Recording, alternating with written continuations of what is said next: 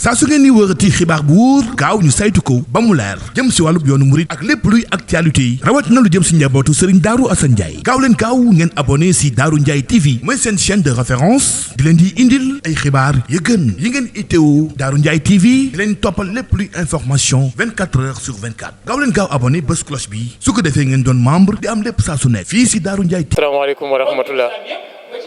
Donc aujourd'hui le 20 janvier 2026.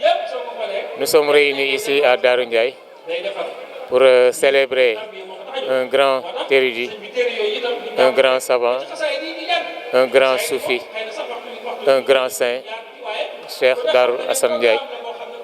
Cheikh Al Hassan Ndiaye, plus connu sous le nom de Serigne Darou Assane Ndiaye.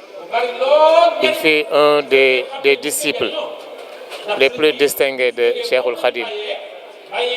On a toujours révélé, selon la tradition, qu'il était le seul à avoir dirigé le grand cheikh lors d'une prière. À part lui, il n'y a pas un autre qui a eu ce privilège. Serigne Darou Assane avait bénéficié de la confiance de Cheikh Al Khadim, qui d'ailleurs lui avait confié sa fille aînée, Sokhna Faty Mbacké. Et cela était dû à sa piété, à son comportement exemplaire. Il était quelqu'un qui adorait Allah durant toute son existence. Donc, à l'occasion de cette cérémonie, nous en profitons pour rappeler à toutes les créatures que notre passage dans ce bas monde est très éphémère et que nous sommes là tout simplement pour adorer Dieu. La vie est très courte et entre les deux extrémités, ce que j'appelle les deux extrémités, c'est la naissance et la mort. Le temps est extrêmement réduit. Nous n'avons pas le temps de faire quoi que ce soit. Nous n'avons pas le temps de faire autre chose que d'adorer Allah. Nous n'avons pas le temps de faire autre chose que de consacrer toute notre existence aux œuvres de bienfaisance.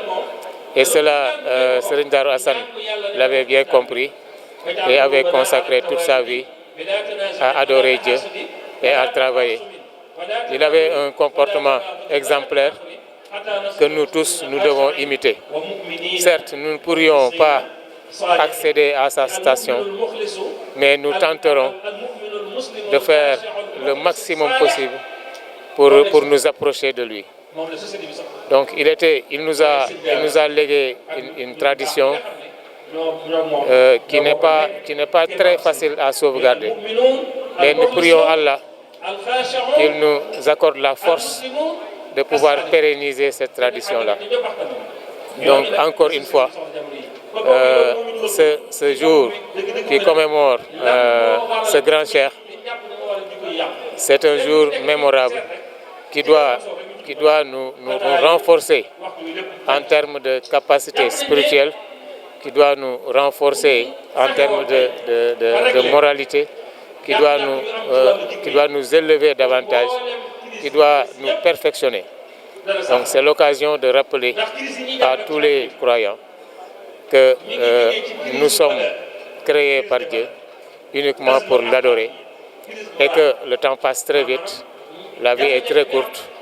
Donc passons à l'essentiel avant qu'il ne soit trop tard. Donc nous prions Dieu le Tout-Puissant qu'il facilite tous les projets, qu'il nous protège contre Satan et qu'il nous aide à accéder à atteindre nos objectifs. Asalaamaaleykum wa rahmatullah. saa su ngeen ni wërati xibaar bu wóor gaaw ñu saytu ko ba mu leer jëm si wàllub yoonu murit ak lépp luy actualité yi rawat na lu jëm si njabootu Serigne Darou Assane Ndiaye gaaw leen gaaw ngeen abonné si Darou Ndiaye TV mooy seen chaîne de référence di leen di indil ay xibaar yu gën yi ngeen itteewu Darou Ndiaye TV di leen toppal lépp luy information 24 heures sur 24 gaaw leen gaaw abonné bés cloche bi su ko defee ngeen doon membre di am lépp saa su ne fii si Darou Ndiaye